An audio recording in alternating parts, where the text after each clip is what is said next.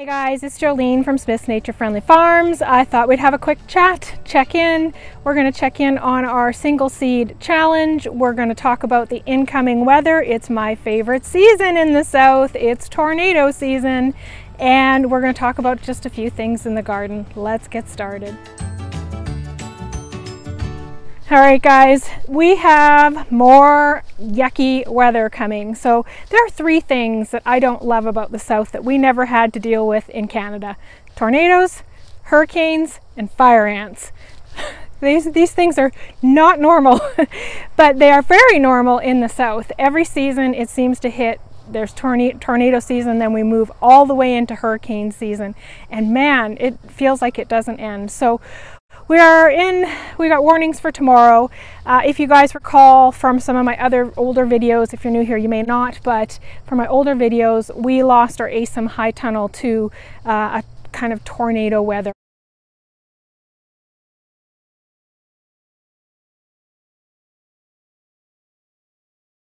We didn't have a tornado, but we had tornado strength winds and lost our ASIM high tunnel to it. So now I have a new cattle panel tunnel that I am really hoping it hangs in there. So let's take a look at this cattle panel tunnel, see what's growing in here, and you guys can see it likely in the same way we're going to see it tomorrow. Well, probably not tomorrow, but the next day. But let's take a look at what's going on in the greenhouse.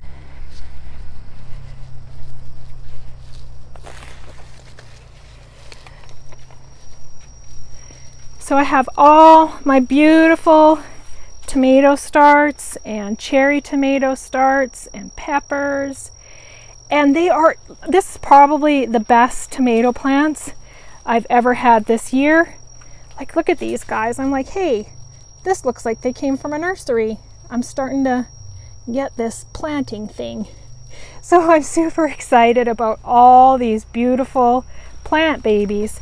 Now some of these are smaller yet and still have a ways to go, but the greenhouse and the heat in the greenhouse really makes a difference. Some of the smaller ones were actually outside and I've been lugging them in and out of the house, but now I've got most of them in the greenhouse.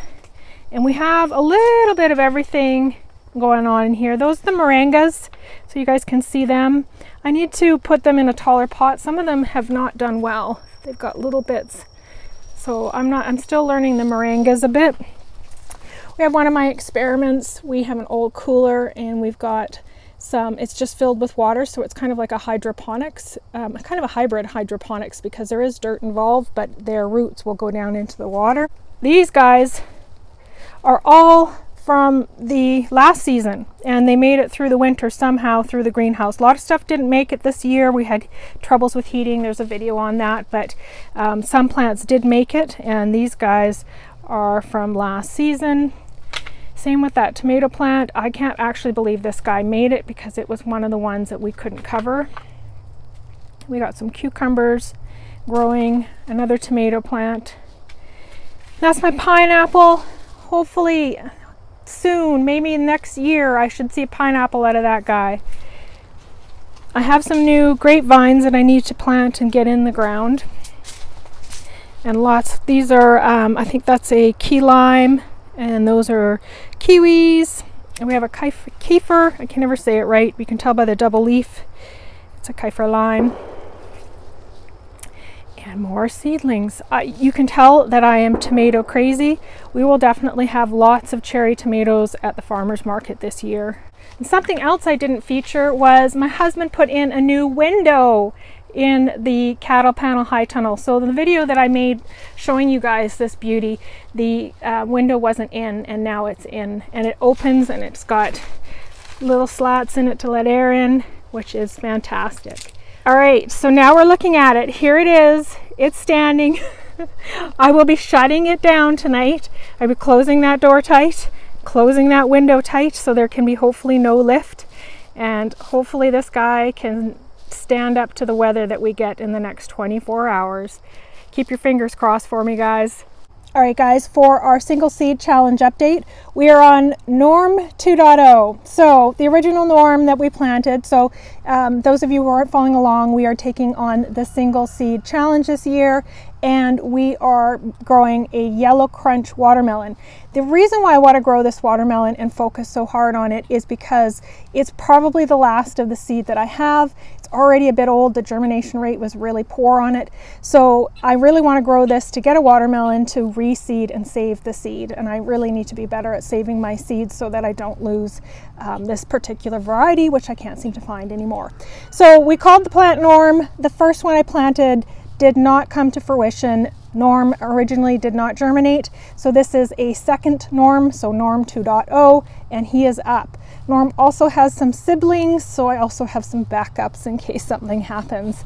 But so far, so good. We have our first single seed challenge germinated and up, and we can hopefully follow them along. Lastly, I'll give you guys a couple of super quick updates on what's going on in the garden right now. There is a lot going on. We are really trying to get things up and ready for market. Well, also, I'm still working on efficiencies, so there's lots of things going on with that. But let's take a quick look and I'll talk you through. So this is an upgrade. This is our herb garden. This was originally where a greenhouse stood. We've actually had 3 greenhouses in my time here. The first 2 didn't make it, and we really got high hopes on the last one. But where this spot is, this became our new herb garden after the greenhouse fell, and it's doing really, really well. Things like mint, and we have coriander in here. There's some parsley in the back. I end up putting onions in these 2 boxes. I've had a lot of challenges with the onions because the chicken, I have 1 chicken that kept escaping and digging them up every time I planted them. So this year they'll probably have something else go in there. And then this goes into our red garden, and what we do is everything red gets planted in this section. So there will be raspberries in the back corner. We will have red zinnias throughout. Lots and lots of anything red starts to go in here. The strawberries are in the corner and taking over actually, but lots of red will grow in here. In the garden is the cover crops. I am not taking them out. As I plant, I'm going to cut them way back and plant in between as sort of an experiment. We'll see how that goes. But this is vetch. If you haven't watched the video, there's a video on our cover crops, and we are excited to trial this one because we're trying to put the nitrogen back in the soil and doing it organically. We've got a row of yellow squash in the ground. Got to cover it on cool nights, but so far so good. The tubs are amazing. We have so many onions this year, and garlic, lots and lots. This is garlic in here.